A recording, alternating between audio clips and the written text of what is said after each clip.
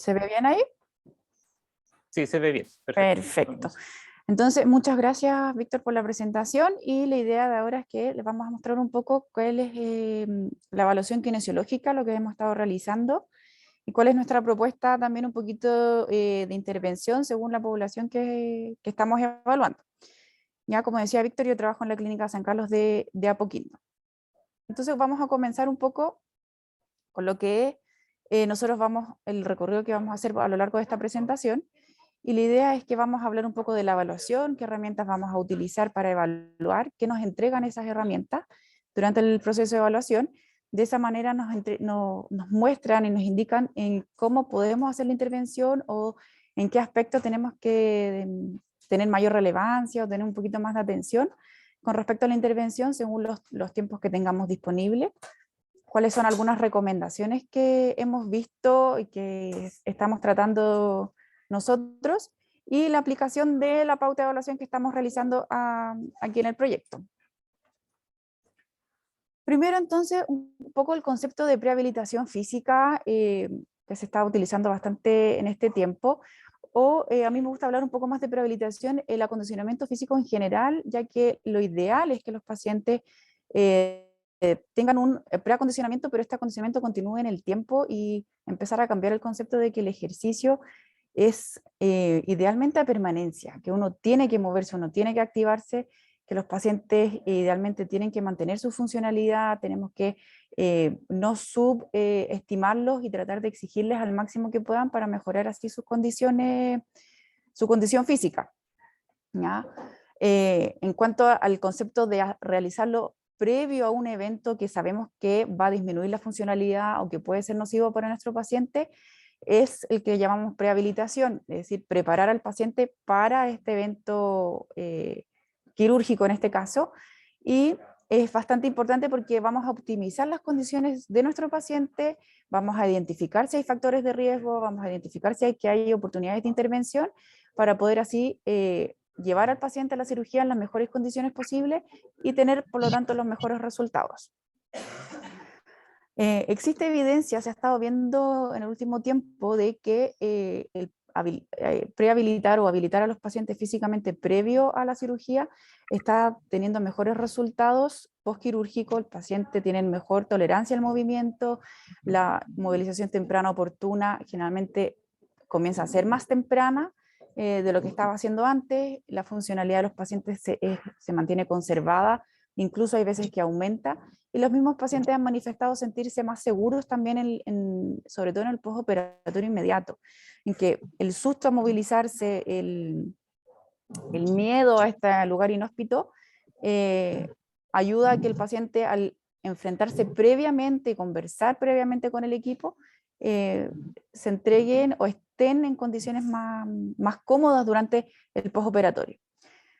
A nivel nacional, prehabilitación como tal de multidimensional, como estamos viendo en este programa, no ha estado instaurado. Sí, lo que se ha visto es algunas ideas de que se hacían previamente antes, que era más bien un preoperatorio, que era 1 o 2 días antes, que tiene un enfoque más bien educacional y no de generar cambios reales o a permanencia en el paciente, porque en 1 o 2 días uno no logra hacer cambios que permanezcan en el tiempo. Por lo tanto, lo que estamos realizando, lo que estamos viendo ahora es algo que puede trascender y que puede generarse como un programa de intervención y una situación para mantener en el tiempo, para mejorar la condición de nuestros pacientes y hacer que el hecho de hospitalizarse no sea una noxa mayor a lo que esperamos. Por lo tanto, la propuesta que tenemos de intervención, que tenemos nosotros acá en el programa, es que vamos a realizar una evaluación integral. El paciente ya fue evaluado, digamos, por enfermería, por geriatría, quien deriva a kinesiología, y nosotros realizamos una evaluación con herramientas objetivas de evaluación para poder comparar pre y post tratamiento. Según los resultados que obtenemos en esa evaluación, vamos a poder categorizar o nivelar el paciente, digamos, en que si está en un nivel funcional más bien alto o más bien bajo, para ver cómo va a ser el programa de ejercicio que vamos a proponer. Y luego generamos una pauta de intervención con el tiempo que tenemos disponible. Generalmente lo realizamos, son 10 sesiones las que logramos realizar, intervenir en el paciente, en un periodo de tiempo de 3 a 4 semanas, ¿ya? Que es lo que se ha visto en la literatura y que es lo mínimo que uno puede tener de intervención para ver resultados. Mientras más tiempo tengamos para poder preparar a nuestro paciente, claramente mejores van a ser los resultados en el postoperatorio y la mayor disminución de algunos riesgos postquirúrgicos. Por lo tanto, como herramientas de evaluación, las que nosotros hemos propuesto es vamos a hacer una evaluación de un aspecto cardiorrespiratorio o cardiovascular, en que podemos utilizar un test de marcha 6 minutos, o si no tenemos el espacio, debido a que el test de marcha 6 minutos requiere un espacio, necesita 30 metros libres, en que no se cruce gente, que no siempre en todos los centros lo vamos a tener, podemos utilizar un test de marcha de 2 minutos, que son elevaciones de rodilla, que se hacen en un espacio en el mismo lugar, es una marcha estática. También tomamos y evaluamos dinamometría para ver la fuerza global de nuestro paciente, además de que es un indicador de morbimortalidad y está asociado a algunos factores de riesgo. Y con un aspecto más bien funcional y de equilibrio, vamos a hacer la prueba del SPPB, prueba que es fácil de utilizar, no requiere grandes espacios y es muy amigable para el usuario también utilizarla y fácil de interpretar los resultados. Además de eso, también realizamos obviamente las entrevistas, algunas encuestas para obtener mayor información de nuestro paciente. Siempre cuando evaluamos vamos a no solo obtener el resultado que entregue la prueba, sino que también muchas veces vamos a ir midiendo control de signos vitales, tolerancia al esfuerzo que está realizando en ese momento, que el paciente nos comente cómo se siente con las actividades para poder comparar en el día 1, que sería el día de la evaluación, y en el día 10, que es al final previo a la cirugía, a ver si tenemos algunos cambios. Entonces tenemos que la dinamometría es una herramienta ampliamente utilizada, que es muy fácil de utilizar, está utilizada mucho en lo que son investigaciones, pero en la clínica también es fácil de disponer de ella y poder utilizarla. Tiene una fiabilidad bastante buena, ya las correlaciones son muy buenas entre lo que la información que entrega a la funcionalidad de nuestro, o la fuerza de nuestro paciente. Tenemos algunas limitaciones, como por ejemplo que la sensibilidad para hablar de resultados o mejoras significativas en la diferencia pre y post intervención de nuestro paciente son superiores a 6 kilos, y tenemos algunas dificultades, por ejemplo, en algunos tipos de pacientes en que tengan algunos grados de conciencia limitados o estén, digamos, con compromisos de conciencia. Obviamente nosotros no vamos a poder medir dinamometría, que no es el caso de los estudios, pero para conocer la herramienta en general. ¿Ya? Lo mismo que sucede que si el paciente tiene alguna alteración, alguna hemiparesia, hemiplegia, obviamente los resultados de esa dinamometría probablemente no van a ser los más objetivos. Por el tipo de paciente que nosotros estamos evaluando en este momento, ha funcionado bastante bien y nos permite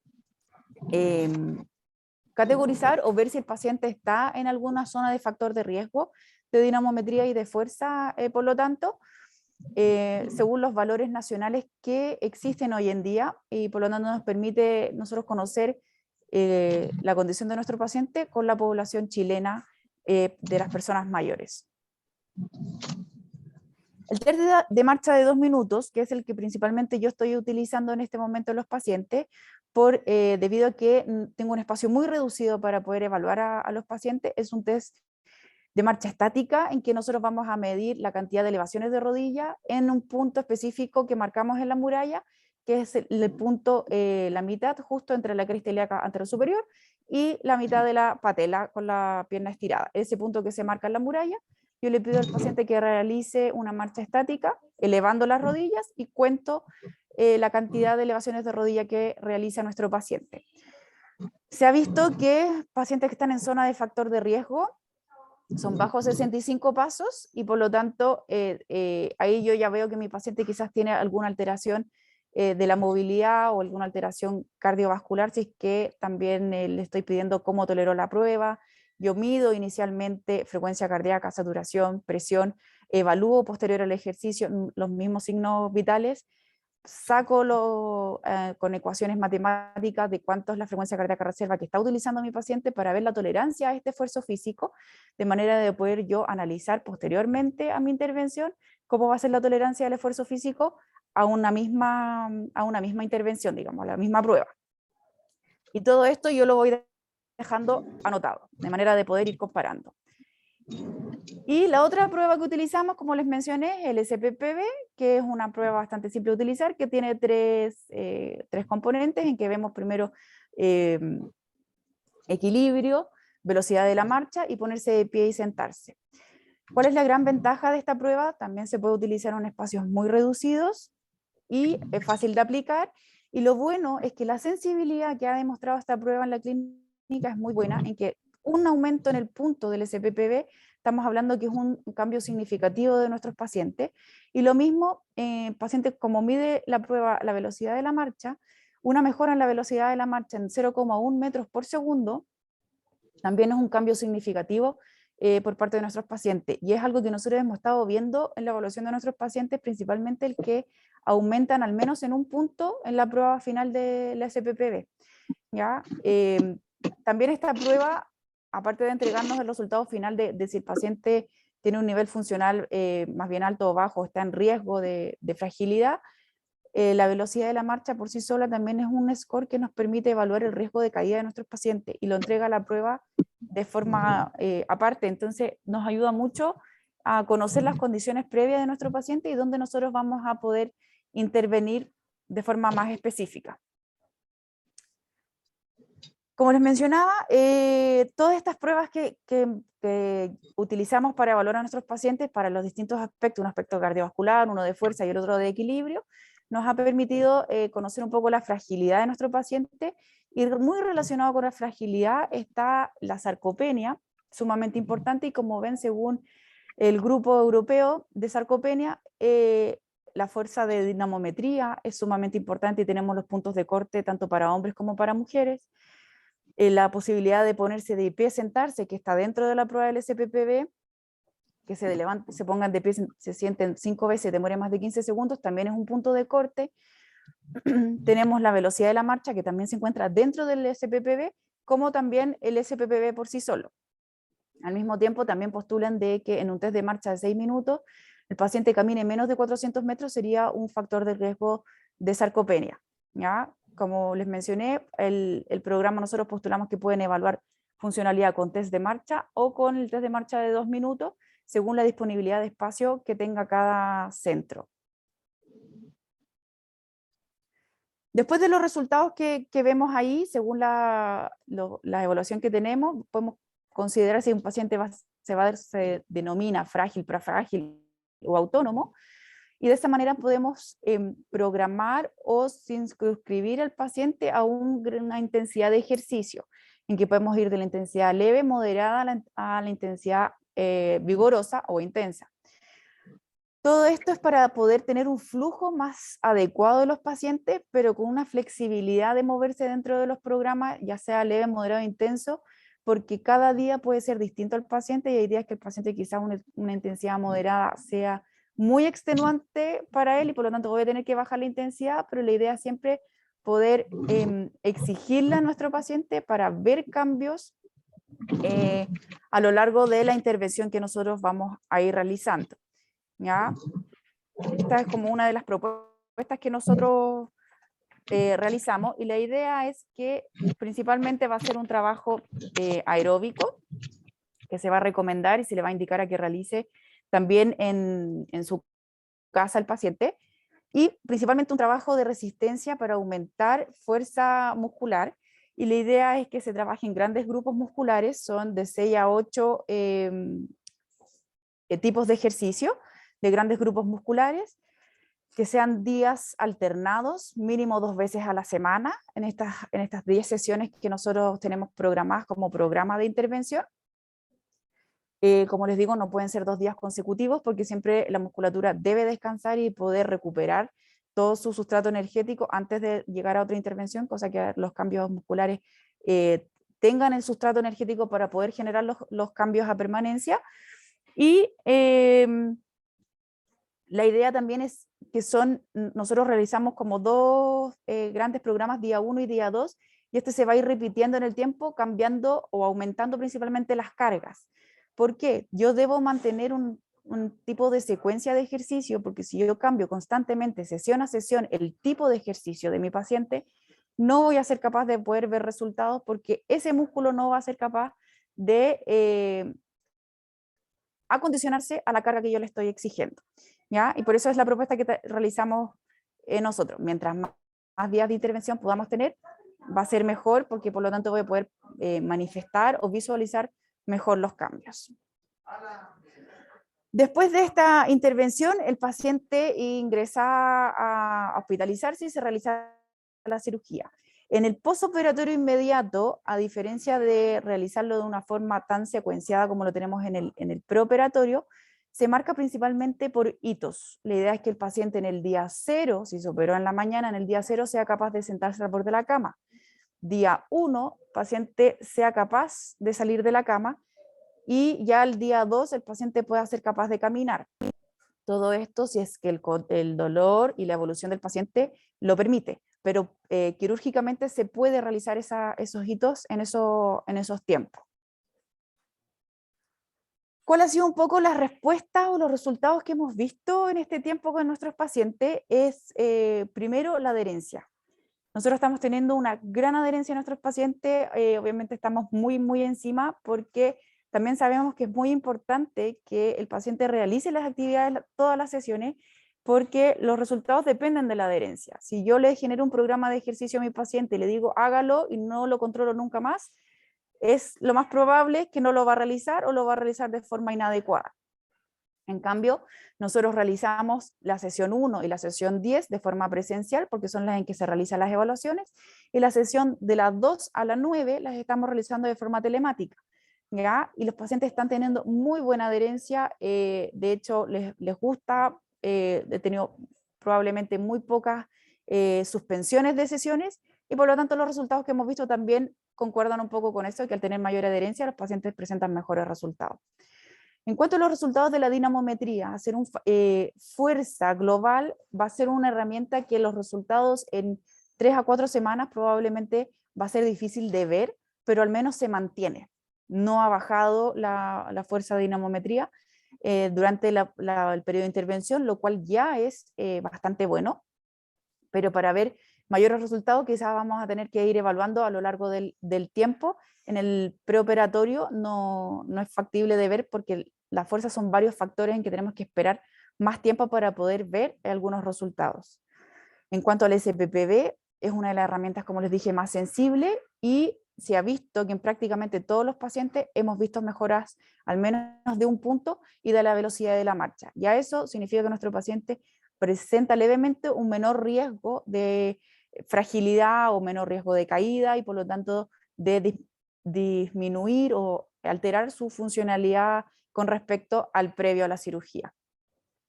En cuanto al test de marcha de 2 minutos, lo que hemos podido ver es que al generar un mayor análisis, como yo les digo, vemos frecuencia cardíaca, vemos cuál es el porcentaje de frecuencia cardíaca reserva utilizada, tolerancia al ejercicio con Borg, principalmente todos muestran cambio en que mejora la tolerancia, bajan de utilizar incluso desde un 50, un 60% frecuencia cardíaca reserva, bajan a utilizar un 30, un 20% frecuencia cardíaca reserva, que es bastante. Los pacientes manifiestan cansarse menos, la sensación subjetiva de fatiga es menor y se sienten más estables también. En general, los pacientes en el día a día de las sesiones, en los comentarios en que yo personalmente me quedo, en que tienen una sensación mayor de fuerza, de mayor seguridad en su actuar, de movilizarse, comentarios como soy capaz de servirme jugo yo solo sin que me tiemble el brazo, o antes no era capaz de tomar, por ejemplo, un bidón de agua. Son pequeñas sensaciones en que permiten al paciente ir segurizándose un poco más en el actuar en que estamos realizando, porque ven cambios. Nosotros buscamos las cosas objetivas, las pruebas, las herramientas que están validadas, pero lo importante es que el paciente también tenga una mayor sensación de seguridad y se sienta más fuerte, lo que nos permite tener mejor adherencia también al tratamiento y mejores resultados. Y como se ha podido ver también en en este programa es que hemos aplicado distintas herramientas de evaluación, distintas modalidades de evaluación de intervención, perdón, y que nos han demostrado que son aplicables y que tienen buena respuesta y que los pacientes tienen buena adherencia y les gusta. Por lo tanto, nosotros tenemos que ver cuáles son las disposiciones que tiene nuestro paciente, cuáles son las posibilidades de tratamiento que tiene, y quizás adaptarnos nosotros también y poder entregar la terapia de forma adecuada según todas las posibilidades que existen hoy en día. Por lo tanto, a modo de un poquito de resumen de lo que es la parte física, es sumamente importante la evaluación. Tenemos que conocer las herramientas que vamos a utilizar para evaluar, conocer los resultados, ojalá tener resultados o valores de referencia nacional, y adecuarnos según a la población objetivo que estamos interviniendo, que en este caso son las personas mayores, es decir, ocupar herramientas adecuadas para ellos. Y lo mismo con la intervención. Según la evaluación que nosotros hicimos, generemos una intervención adecuada, busquemos claramente cuál es la metodología más adecuada para nuestro paciente, con la que obtendremos mejores resultados, y también conocer cuáles son las expectativas de resultado, de manera que la intervención sea acorde a las expectativas de resultado y que sean realistas, porque de esa manera vamos a tener mayor adherencia y mejores resultados con nuestros pacientes. Ahí esa era un poquito la idea de mostrarles qué es lo que estamos realizando, con las evaluaciones que estamos utilizando y algunos resultados preliminares que estamos obteniendo de parte de nuestros pacientes. No sé si hay dudas, preguntas. Muchas gracias, Natalia. Justamente Raúl Aburto del Hospital de la Florida, que es parte también de este equipo investigador, va a moderar las preguntas, que ya hay algunas en el chat y otras que puedan surgir de la audiencia. Hola, no sé si se escucha. Primero que todo. Sí, perfecto. Muy buena presentación, Natalia, perdón, disculpen la mezcla de nombre. Muy buena presentación, me gustó mucho. Y como un poco resumen, ha sido bien motivante la respuesta de los pacientes ante este tipo de intervención. Y vemos de repente su crecimiento en pocas sesiones, vemos de repente pacientes que tienen una escala funcional que tiende a ser más frágil de lo que creíamos, y por las pocas sesiones va avanzando. Ha sido una muy buena experiencia desde esa vereda, así que eso. Voy a leer una de las preguntas que estaban acá referidas, que quedó de la tanda anterior, que hacía referencia a la movilización de los pacientes. Entonces, don Bruno Morales preguntó: excelente presentación, ¿cómo se abordaría la movilización temprana post-cirugía de cadera en este caso, en contexto de cuadro depresivo? La movilización temprana, en la movilización temprana se ve limitada por aspectos volitivos y motivacionales. En general, los pacientes cirugías de cadera principalmente, nosotros tratamos de realizar la intervención lo más temprano posible. Como les decía, partiendo desde el día 0 y adecuándonos a las condiciones del paciente, como tenemos un manejo multidisciplinario. El equipo del dolor es sumamente importante ahí, porque tenemos que tener un control del dolor para nosotros poder movilizar. El equipo de geriatría también tiene que hacer su evaluación para poder tener la dosificación de medicamentos adecuada y no que haya medicamentos que nos intervengan. Y comenzar con ejercicios de movilización pasiva si es necesario, e ir progresando de a poco, entregando seguridad al paciente, mostrando qué es lo que puede realizar, empoderando un poco al paciente de la movilización. ¿Ya? A pesar de que nosotros tenemos hitos motores claros en ciertos días, la idea es que el paciente se vaya segurizándose en su actuar, de manera que le entregamos de alguna manera la autonomía o la independencia a la movilización poco a poco. Y es un trabajo que de repente puede ser un poco más lento, pero hay que hacerlo de forma pausada, con paciencia, y generalmente tenemos muy buenos resultados en que los pacientes logran tener buena adherencia a la movilización de los pacientes de cadera, de trauma. Súper. Súper. Otra pregunta que habla sobre la valoración geriátrica integral y también cómo estos pacientes son sometidos a cirugía. Pregunta Ivonne Guzmán sobre cuáles serían las principales recomendaciones que se pueden dar a la vigilancia postoperatoria de estos usuarios en el domicilio. Si hay algún requisito específico para el cuidador, o si hay que identificar más minuciosamente, creo yo, la red de apoyo, en todo lo que es el proceso prequirúrgico. En general, nosotros tenemos que apoyarnos bastante en la red de apoyo, valga la redundancia, es decir, tenemos que conocer si tenemos red de apoyo, lo que es trabajo de telemedicina o telerehabilitación, se debe hacer con una persona al lado por un tema de seguridad. Hay que acordarse que son personas mayores, que tenemos fragilidad o riesgo de caída, por lo tanto tiene que haber una persona al lado, a la cual uno le enseña muchas veces los ejercicios. Me ha tocado principalmente que son las mismas personas que acompañan al paciente a la evaluación presencial, por lo que yo también les enseño y hago que el cuidador, en este caso, que puede ser un familiar, realice los ejercicios y sea parte de la terapia. En el sentido, nosotros los vemos acá, y la parte de prehabilitación hacen sesiones integradas, pero también hay un proceso que sigue durante todo el día, por así decirlo, y los días en que no están en terapia, en que tampoco tenemos que subestimar a los pacientes, y que los familiares muchas veces regalonean mucho a los pacientes, y quizás le exigen muy poco en sentido de fuerza, de actividad, de funcionalidad, y eso no es bueno tampoco, y tenemos que decirle que el paciente es capaz de hacerlo, que lo dejen, que lo realicen, que lo hagan de forma autónoma, que uno esté ahí, principalmente por un tema de seguridad. Entonces sí, la red de apoyo y que estén los cuidadores ahí es sumamente importante. Otra pregunta más que me parece que agregaron acá, Angélica Millano me parece. Gracias por la presentación. En el ámbito traumatológico, ¿cómo podemos abordar inicialmente el síndrome post-caída para garantizar una rehabilitación en las siguientes 24 horas? Principalmente, como les digo, la movilización temprana oportuna, que se llama hoy en día, es decir, perderle un poco el susto, y eso también va todo, no sé quiénes serán en kinesiólogos aquí en la audiencia, pero perder un poco el susto de movilizar a los pacientes, es decir, tratar de trabajar en equipo, y al movilizar a los pacientes de forma segura, conociendo bien qué es lo que se hizo en el aspecto quirúrgico, cuáles son las implicancias, qué es lo que qué es lo que puede suceder, y hacer las secuencias de movimiento, descomponerlas, hacerlas lo más lento, programado, volver a enseñarle de a poco a los pacientes, eso generalmente tiene muy buena respuesta por parte de ellos, pero es importante perderle el susto a movilizar a los pacientes. Y no solo movilizar, como decía la doctora en la presentación anterior, quizás una vez al día. Nosotros tenemos que estar movilizando constantemente. Ojalá, si en el hospitalizado le dejaran 3 kines en el día, es factible hacer en los centros, es lo ideal. Por lo menos el paciente que se mueva, se levante 3 veces en el día, que sea capaz de ir al baño, que sea capaz de sentarse a almorzar, a comer, tomar desayuno, que permanezca sentado en una silla. Son cosas que van a ir ayudando el síndrome post-caída, van a ir ayudando el manejo del delirium, y van a obtener mejores resultados de nuestros pacientes al final en el alta.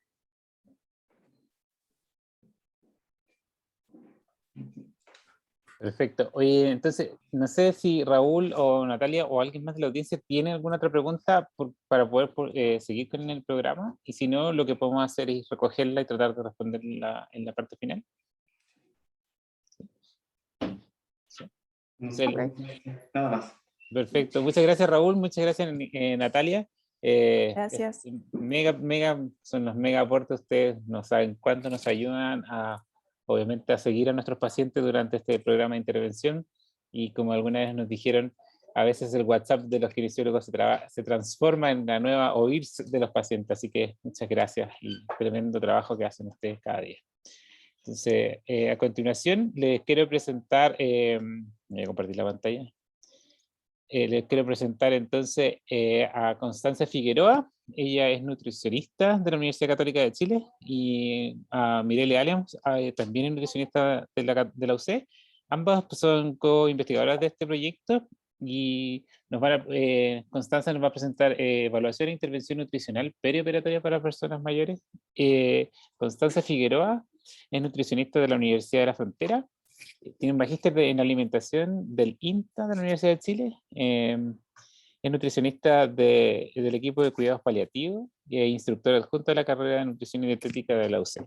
Entonces, le invitamos a participar. Voy a sostener.